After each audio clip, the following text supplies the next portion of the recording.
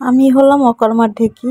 ভাবছিলাম যে একটু চিতই পিঠা বানাবো গরুর মাংস দিয়ে খাওয়ার জন্য, কিন্তু আমি তো আর চিতই পিঠা বানাতে পারি না। তাই আপনাদের ভাইয়াকে বললাম যে সকালে একটু পরোটা এনে দিয়ে যাও। কি আর বলবো, মাংসটা 1 কিলো আপনাদের ভাইয়া মাংস আনছিল। 1 কিলোর ভিতরে আমার মনে হয় যে 1 কিলোই হাড্ডি ছিল। আসলে হাড্ডিগুলান খাওয়ার মতন ছিল না, এত পরিমাণের শক্ত। আপনাদের ভাইয়াকে নাকি বলছে সিনার মাংস। তো আমি আপনাদের ভাইয়াকে বলতেছিলাম যে তুমি কি সিনার মাংস চিনো না? বলে আমি তো ভালো মাংসই দিছি, কিন্তু তারা কি করলো আমি তো কিছুই বুঝতে পারলাম না। যাই হোক, যদি কেউ এরকম করে থাকে আল্লাহর কাছে তিনিই দায়ী থাকবে।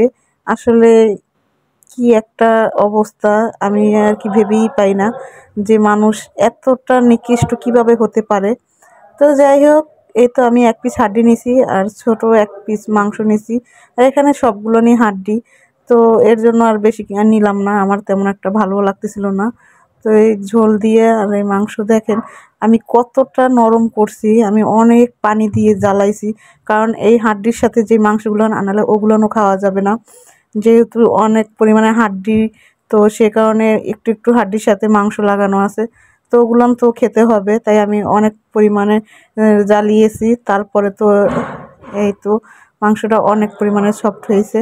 তো আপনাদের ভাইয়া বলতেছিল যে এর সাথে বুটের ডাল দিয়ে রান্না করার জন্য। তো আমি আবার ভাবলাম যে আজকে আবার বুটের ডাল দিয়ে রান্না করে দিব আপনাদের ভাইয়াকে, তো যদি একটু খেতে পারে। আর কি বলবো, আসলে বলার কোনো ভাষাই নাই। কষাই তো কষাই, তো তাকে আর বলে লাভ নাই, আমাদেরই দোষ, হয়তো দেখে শুনে আনতে পারে নাই। আসলে এরকম কখনো হয় না, আপনাদের ভাইয়া যখন মাংস কিনতে যায় আমাকে নিয়ে যায়। আর এখন তো আমি তেমন একটা বাহিরে যেতে চাই না, তো সে কারণে আপনাদের ভাইয়াই নিয়ে আসছে। আর ও কি সিনার মাংস চেনে নাই নাকি আমি তো বুঝি না। দেখেন, এটা কি কোনোভাবে আপনাদের মনে হয় যে এগুলো সিনার মাংস?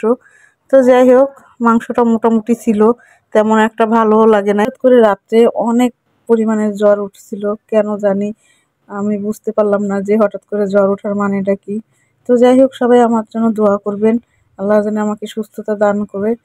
তো সবাই অনেক বেশি ভালো থাকবেন আর আমাদের জন্য দোয়া করবেন। আল্লাহ হাফেজ।